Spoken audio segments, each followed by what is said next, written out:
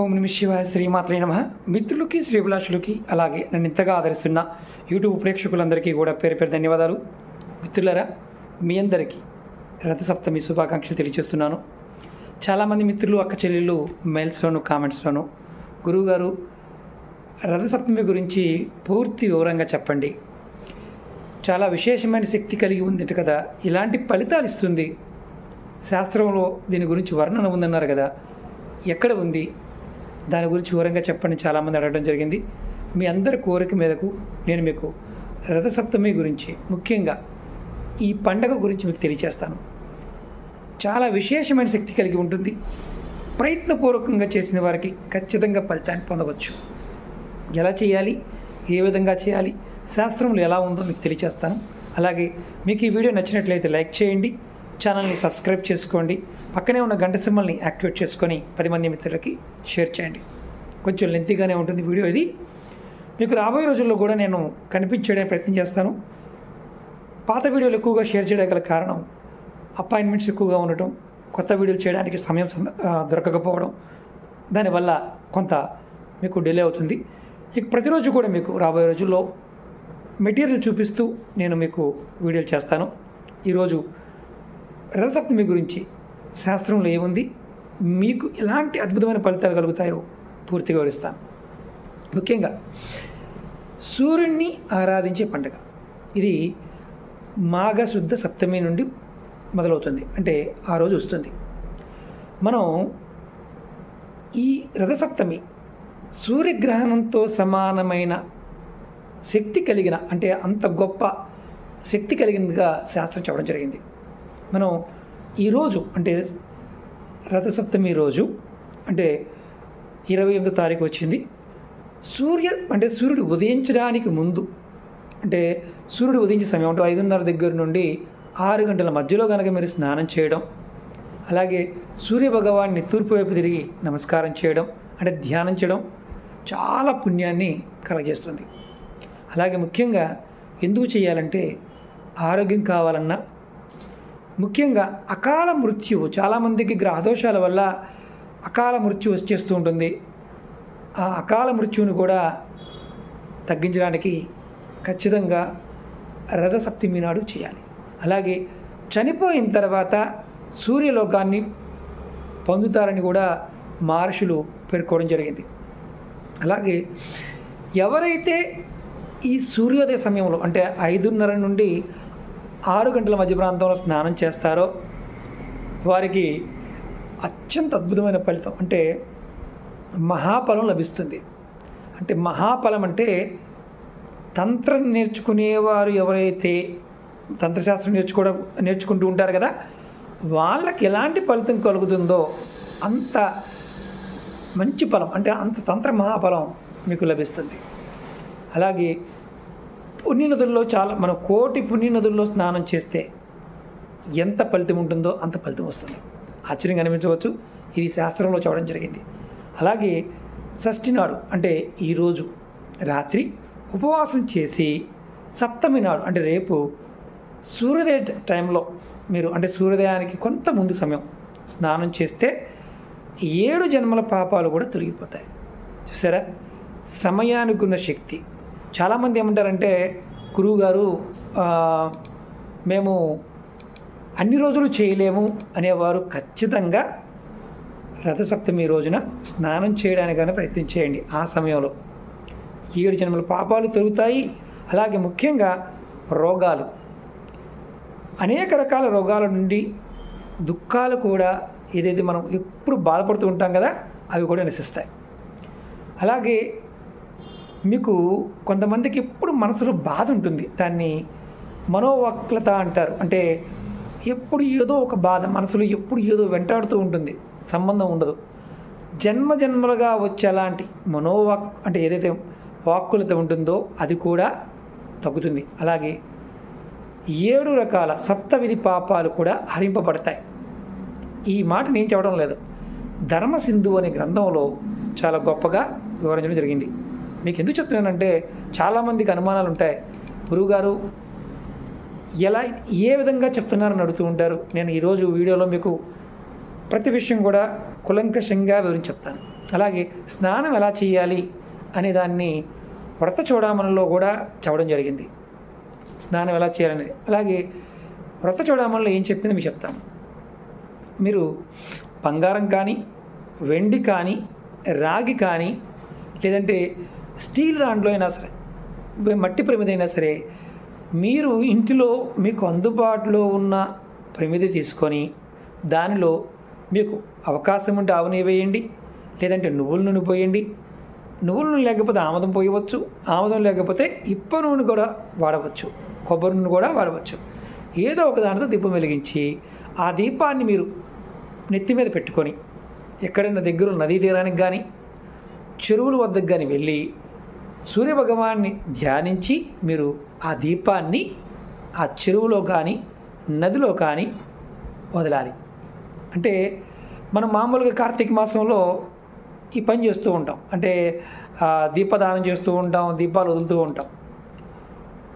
అలాగే ఈ సప్తమి నాడు కూడా చేయటం వల్ల మీకు అద్భుతమైన ఫలితం ఉంటుంది. అయితే ముందుగా వెళ్ళి, అంటే ఎవరూ కూడా అక్కడ లేకుండా, ఆ మీ ప్రదేశంలో లేకుండా, ఆ నీటిని ఎవరు తాకకుండా ఉండే ముందు స్నానం చేస్తే మీకు అద్భుతమైన ఫలితం ఉంటుంది. అలాగే స్నానం చేస్తున్నప్పుడు 7 జిల్లేడు ఆకులు కానీ, 7 రేకు ఆకులు కానీ, అంటే రేగి పండు ఉంటుంది కదా, వాటి ఆకులు కానీ తలపైన పెట్టుకొని స్నానం చేయడం వల్ల మీకు అద్భుతమైన ఫలితం ఉంటుంది. తలపైన పెట్టుకున్న తర్వాత మనసులో ఒక మాట అనుకోవాలి. అంటే ఆ రోజు తిథి ఏంటి? సప్తమి. సకల లోకాలకి తల్లివి నువ్వు, సూర్యునికి తల్లివై నీకు నమస్కారం చేస్తున్నాను. అంటే సప్తమి తిథిని సూర్యుడికి తల్లివై ఉన్నావని నీకు నమస్కారం చేస్తున్నాను అనుకొని మనం స్నానం చేస్తే ఖచ్చితంగా అద్భుతమైన ఫలితం ఉంటుంది. అంటే ఆ తర్వాత ఏం చేయాలి? మనం నమస్కారం చేసుకున్నాం, సూర్యునికి మన నుదిటి పై భాగం నుండి నీరు తీసుకొని అర్ఘ్యం ఇవ్వాలి. ఇలా సూర్యుడిని పూజించడం వల్ల విశేషమైన ఫలితం కలుగుతుంది. చాలామంది ఏమనుకుంటారంటే మామూలుగా నమస్కారం పెట్టుకుని సరిపోతుంది కదా అని కాదు. సూర్యుని నమస్కరించి తర్వాత తర్పణం ఇవ్వడం వల్ల చక్కని ఫలితాలు కలుగుతాయి. చాలామంది ఈ సప్తమి వ్రతాలు కూడా చేస్తుంటారు. మనకి ప్రతి నెలలో కూడా ఈ సప్తమి తిథి వస్తుంది. రథసప్తమి ఒకటే కాకుండా చాలా పేర్లు ఉన్నాయి. అంటే కళ్యాణ సప్తమి అని, కమల సప్తమి అని, సర్క సప్తమి అని, అచల సప్తమి అని, ఇలా చాలా సప్తమిలు ఉంటాయి. మనము ఈ సప్తమిలన్నింటిలో కూడా మనం ఖచ్చితంగా సూర్యారాధన చేయడం వల్ల మంచి ఫలితాన్ని పొందగలుగుతాం. అంటే ఇక్కడ ఏ సప్తమి తిథైనా సరే సూర్యుడిని ఆరాధించడానికి విశేషమైన ఫలితాన్ని పొందగలుగుతాం. అది గుర్తుంచుకోండి. ఇవన్నీ కూడా ఈ వ్రతాలు, అంటే సప్తమి వ్రతాలు అంటారు వీటిని, చాలా గ్రంథాలలో వీటి గురించి ఉంది. ఇవన్నీ సూర్యుడి గురించి చేసే వ్రతాలే. ఇందులో ప్రథమంగా మనం ఎక్కువగా రథసప్తమి నాడే ఆచరిస్తూ ఉంటాం. అలాగే మనం దీన్ని సూర్య జయంతి కూడా అంటాం. అలాగే ఎవరైనా సరే కొంతమంది భోజనం చేయకుండా కూడా, అంటే ముందు రోజు భోజనం చేయకుండా ఈ వ్రతం చేస్తారు. మనం శాస్త్రాన్ని బాగా అర్థం చేసుకోగలిగితే మనం ప్రస్తుతం ఉన్న మనవంతరం, ఈ మనవంతరానికి అధిపతి ఎవరైతే ఉన్నారో ఆ ఆధిపత్యం ఎవరైతే మనవంతరంలో ఉండడానికి మనవు ఇప్పుడున్న నడుస్తున్న కాలానికి అధిపతిగా చెప్పడం జరుగుతుంది. ఇప్పుడు మనం రథసప్తమిని సంవత్సరాదిగా, ఉగాదిగా కూడా మనం భావించవచ్చు. అంటే చాలా ఇష్టమైనది. అంటే ఈరోజు పితృదేవతలకు కూడా చాలా ఇష్టమైనదిగా శాస్త్రం చూడడం జరిగింది. రథసప్తమి నాడు మన సంక్రాంతి పండుగ ఎలాగైతే పితృదేవతలకి పితృతర్పణం చేస్తామో అలాగే పితృతర్పణం కూడా చేయడం వల్ల పితృదేవతలు చాలా సంతోషిస్తారు.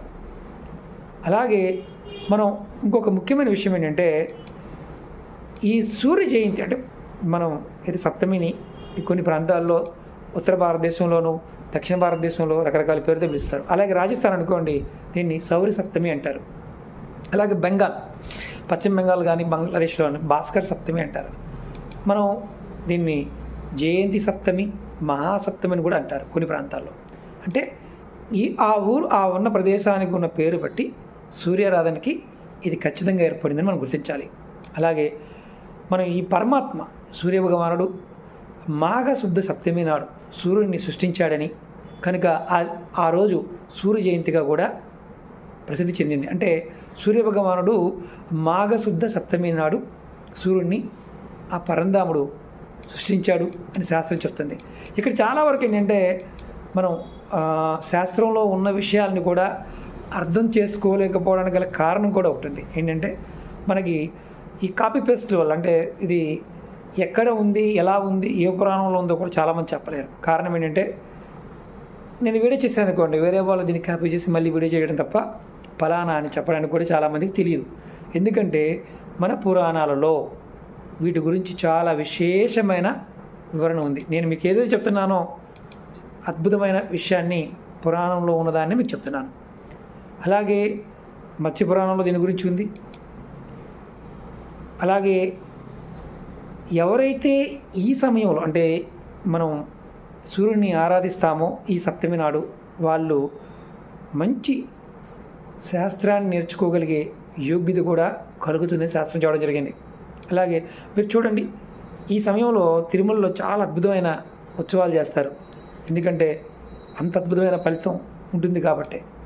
అలాగే మనిషి ఎవరైనా సరే ఈ ఆచరణలో స్నానం చేయటం ఇలా చేస్తూ ఉంటే ఖచ్చితంగా విశేష ఫలితం ఉంటుంది. మనం ఆకులు పెట్టుకుని స్నానం చేస్తుంటాం కదా, అసలు ఆకులు విశేషాలు అంటే మీకు ఇప్పుడు నేను తెలియచేస్తాను. ఇప్పుడు సూర్యుడిలో ప్రాణశక్తి ఉంటుంది. అందులో అత్యధికంగా నిల్వ చేసుకునే కొన్ని వృక్షజాతులు ఉన్నాయి.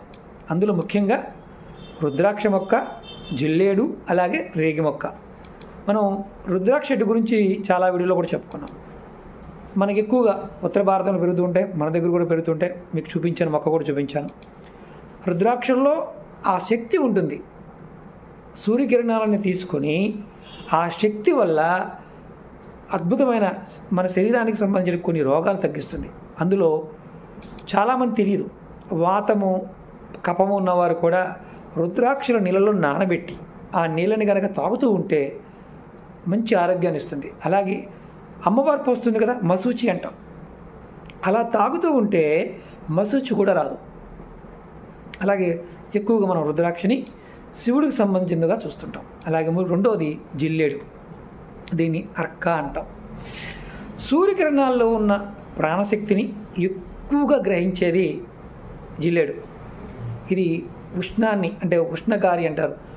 పిల్లలకి దగ్గు వచ్చినప్పుడు చెస్ట్ మీద వేస్తారు. పైత్యానికి, వాతదోషాలకి, చర్మరోగాలకి, కీళ్ళ నొప్పులకి, వీటికి కూడా ఆయుర్వేదపరంగా వాడుతూ ఉంటారు.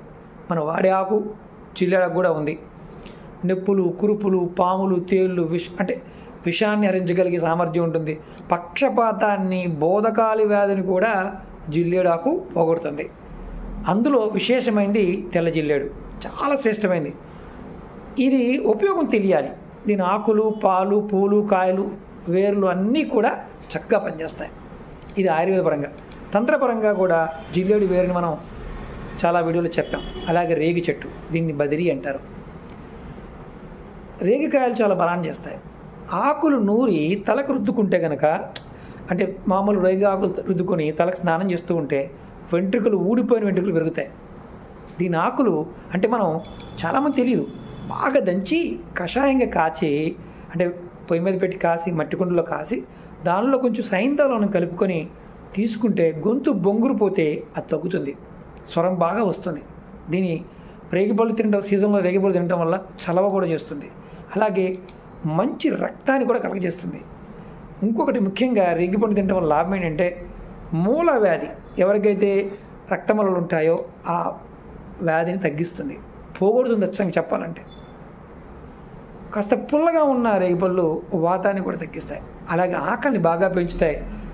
అంత శక్తి ఉంటుంది ఈ వీటిల్లో ఉన్న శక్తి. అది మళ్ళీ వివరంగా చెప్తాను. వాటి గురించి కూడా జిల్లేడి, రేగి, మనం ఈ ఆకుల్ని పెట్టుకుని స్నానం చేయడం వల్ల చాలా విశేషమైన ఫలితం వైద్యపరంగా ఉంది. కాబట్టి సూర్యుడి యొక్క శక్తిని తీసుకొని మనకి ఇవ్వగలిగే సామర్థ్యం ఉంది కాబట్టి ఈ జిల్లేడు ఆకులు పెట్టుకొని స్నానం చేయాలి. అలాగే ఎక్కువ ప్రాణశక్తి కలిగి ఉన్న మొక్కలు ఈ రెండు బాగా గుర్తుంచుకోండి. ఈ ఆకుల్ని పట్టుకున్న వాటి ఒంటి మీద పెట్టుకొని స్నానం చేయడం వల్ల కూడా అందులో ఉన్న విద్యుత్ శక్తి మన శరీరంలోకి వచ్చి మన ఆరోగ్యాన్ని కాపాడుతుంది, మంచి సత్ఫలితాలను ఇస్తాయి. ఒక్కరోజు రథసప్తమి నాడే కాకుండా మీరు ఈ ఆకులు పెట్టుకొని స్నానం చేస్తే మంచిది. ఈ ఒక్క రోజైనా చేయడం వల్ల సంవత్సరానికి ఒక్కసారి మనం ఈ ఆకుల్ని పట్టుకోవడం వల్ల కూడా మంచి ఫలితాలే వస్తాయి. అంటే అందుకని రథసప్తమి నాడు ఖచ్చితంగా స్నానం చేసేటప్పుడు ఇది గుర్తుంచుకోండి. అర్థమైందా? ఇప్పుడు ఈ ఆకులు పెట్టుకుని చేస్తున్నాం కదా, ఈ ఆకులు పెట్టుకుని నీరు పోయడం వల్ల విద్యుత్ శక్తి అంటే ఏదైతే శక్తి ఉంటుందో నీళ్ళల్లోని శక్తి, ఆకుల్లో ఉన్న శక్తి మన శరీర పైభాగం నుంచి కిందకు ప్రవహిస్తుంది. దానివల్ల మనం అత్యంత అద్భుతమైన ఫలితాన్ని పొందుతాం. ఇది బాగా గుర్తుంచుకోండి. రథసప్తమి నాడే కాకుండా మిగతా రోజుల్లో కూడా మీరు ఆకులు పెట్టుకుని స్నానం చేస్తే మంచిది. సంవత్సరానికి ఒక్కసారైనా చేయడం చాలా చాలా మంచిది. అలాగే ఒకవేళ స్నానం చేయలేకపోయినా తాకినా సరే మీకు ఈ ఫలితాన్ని పొందగలుగుతారు. ఇది నేను చెప్పడం లేదు, శాస్త్రంలో చెప్తున్నమాట. ఆ స్పర్శ ప్రభావం వల్ల కూడా ఆ రోజున రథసప్తమి నాడు మనం చేయడం వల్ల మన శరీరం మీద సంవత్సరం మొత్తం ఉంటుంది. అంత గొప్ప శక్తి ఉంటుంది. తల మీద పెట్టుకుని స్నానం చేసాం అనుకోండి, దానివల్ల ఏంటంటే మన మూలాధారం ఆజ్ఞాచక్రం మనలో ఉన్న 7 చక్రాలు కూడా యాక్టివేట్ అవుతాయి. ఎందుకంటే దాంట్లో ఆ ఆకులో నిల్వ చేయబడిన ప్రాణశక్తి దాగి ఉంటుంది. అది శిరస్సు భాగంలో పెట్టడం ఈ శాస్త్రాన్ని ఉత్తేజపరిచి ఇందులో ఉన్న నాడులన్నీ కూడా ఉత్తేజపడి దాని నుంచి వల్ల అంటే ఆ ఉత్తేజం అవడం వల్ల మీకు మానసికమైన దృఢత్వం వస్తుంది, జ్ఞాపక శక్తి బాగా పెరుగుతుంది, తలకు సంబంధం అంటే ఏదైనా తలకు సంబంధించిన రోగాలు కూడా తగ్గిపోతాయి.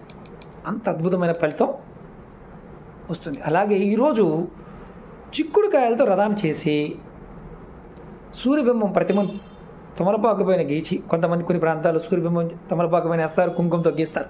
సూర్యబింబం ప్రతిమని తమలపాకు పైన చక్కగా గీచి పూజించడం వల్ల కూడా మీకు మంచి ఫలితాలు వస్తాయి. ఇది కొన్ని ప్రాంతాల్లో చేస్తారు. చిక్కుడుకాయలతో రథం చేసి తర్వాత సూర్యబింబం ఆకు మీద వేసి చేస్తారు. అలాగే జిల్లేడు రేగి ఆకులు వలె మామూలుగా అంటే మనం రేగి ఆకులు వాడుతుంటాం కదా, అలాగే చిక్కుడు కూడా గొప్ప ప్రభావాన్ని కలిగి ఉంటుంది. మనం చిక్కుడుకాయలు ఇప్పుడు సీజన్లో బాగా వస్తూ ఉంటాయి. చిక్కుడుకాయలు ఆరోగ్యపరంగా కూడా చాలా విశేషమైన ఫలితాలను మీకు ముందు వీడియోలో చెప్తాను. ఎవరికైతే ఆడవారికి స్థానవృద్ధి కలిగిస్తాయని శాస్త్రం చెప్తుంది, మగవారికి పురుషత్వాన్ని పెంచుతాయని కూడా శాస్త్రం చెప్తుంది. అలాగే ఊపిరితిత్తులను కూడా శుభ్రపరుస్తాయి. చిక్కుడుకాయకు ఉన్న లక్షణం అది. అందుకే చిక్కుడు ఆకులతో చేయడం వల్ల కూడా మంచి ఫలితం ఉంటుంది. చిక్కుడు గింజలు ఆరోగ్యానికి అంతా మంచివి కాదని చెప్తారు. ఎక్కువగా చిక్కుడు గింజలు తింటూ ఉంటారు కాబట్టి కాయ పైన తొక్క ఉంది కదా, అది బాగా పనిచేస్తుంది. రేగి పండ్లు, చిక్కుడుకాయలు మనకి ఎక్కువగా పుష్యమాసంలో మాఘమాసంలో వస్తాయి. చలికాలంలో వీటిని బాగా మనం ఉపయోగిస్తాం కాబట్టి కాస్త అత్యంత అద్భుతమైన ఫలితాన్ని పొందుతాం. అలాగే ఈ మాఘమాసంలో ఏ వ్రతం చేసినా మనకి అత్యంత పుణ్యం కలుగుతుంది. అందులో శివారాధన చేయండి, విష్ణురాధన చేయండి. ఇది మకర సంక్రమణ తర్వాత ప్రారంభమవుతుంది కాబట్టి ఈ రథసప్తమి నాడు మనకి రాబోయే భీష్మ ఏకాదశి కూడా వస్తుంది. చాలా విశేషమైన ఫలితం ఉంటుంది. మీకు నేను ఒక పటం చూపిస్తాను. మీరు ఎవరైనా సరే ఇంటి లోపల అంటే జాతకరీత్యా సూర్యుడు కనుక కాస్త బాగోకపోతే మీరు చూడండి, ఇలా 7 గుర్రాల మీద ఉన్న సూర్యుడి పటాన్ని పెట్టుకొని మీరు ఇంట్లో పూజామందిరంలో కానీ తూర్పు వైపు గోడకు కానీ ఇలా తగిలించి పెట్టుకోండి. మీకు విశేషమైన ఫలితం కలుగుతుంది. ఇది ఫోటో స్టూడియో మన మామూలుగా ఈ ఫ్రేమ్స్ తయారు చేసే వాళ్ళ దగ్గర ఎవరి దగ్గర దొరుకుతుంది. మీరు ఎందుకు చెప్తున్నానంటే మనం సూర్యుడు జాతకరీత్యా బాగుంటే అత్యంత అద్భుతమైన ఫలితాలు పొందుతాం. నేను ఇప్పుడు ఎందుకంటే ఆల్మోస్ట్ ఇది 20 నిమిషాలు అయిపోయింది. నెక్స్ట్ వీడియోలో మీకు సూర్యోపాసన గురించి మిగతా విషయాల గురించి కూడా నేను చెప్తాను. యజుర్వేదంలో అంటే కృష్ణ యజుర్వేదంలో అరణ్యక భాగంలో ఒక ప్రశ్న ఉంటుంది, అరుణ ప్రశ్న అని ఉంటుంది. జ్యోతిష్యంలో ఇది కూడా భాగం. ఎవరైతే ఈ అంటే మామూలుగా ఈ అరణ్యక భాగంలో ఉన్న అరుణకీర్తనం అనే ఒక అధ్యయనం ఉంది. కొన్ని ప్రకరణలు ఉన్నాయి. ఎవరైతే దాన్ని చదువుతారో వారికి అప్పుల బాధలు, రోగ బాధలు, శత్రు బాధలు కూడా నశిస్తాయి. ఇది సూర్య భగవానుని ఆయన అంటే ఆయన విషయాన్ని వివరించే ఒక ప్రశ్నగా ఉంటుంది దాంట్లో. దాన్ని అరుణ ప్రశ్న అంటారు. మన మంత్రపుష్పంలో కూడా దీని గురించి వస్తూ ఉంటుంది. అంటే ముఖ్యంగా సూర్యుడిని ఆరాధించడం వల్ల ప్రాణశక్తి, అలాగే అద్భుతమైన వృత్తిపరమైన విషయాల్లో కూడా మంచి ఫలితాన్ని పొందుతారు. అలాగే ముఖ్యంగా చాలామంది అడుగుతూ ఉంటారు, సూర్యుడిని ఆరాధించడం వల్ల ఆత్మజ్ఞానం కూడా కలుగుతుంది. ఎందుకంటే మన సౌర కుటుంబంలో అన్ని ప్రాణులకు సూర్యుడే ఆత్మ. మన మామూలుగా సూర్యభగవానుని ఈ మాఘమాసంలో విద్యపరంగా ఆరాధిస్తే జ్ఞాన మార్గంలోకి తీసుకువెళ్తాడు. ఎందుకంటే ఆంజనేయ స్వామికి గురువు కూడా సూర్యుడే. అలాగే ముఖ్యంగా ఇంకోటి ఏంటంటే మీకు చెప్తాను, చాలామంది అప్పులు బాధ, శత్రువుల వల్ల ఇబ్బంది, ఇలా బాధపడుతున్నవారు, అంటే రోగాల వల్ల ఖచ్చితంగా మీ జాతకంలో సూర్యుడు బలహీనంగా ఉన్న అర్థం. అలా బాధపడుతూ ఉంటే మీరు సూర్యుని ఆరాధిస్తే ఆ సమస్య నుంచి బయటపడతారు. మన శరీరంలో ఉన్న జీవాత్మ, మనం చెప్పాలంటే అది ఆత్మ చైతన్యం మనం చెప్పవచ్చు.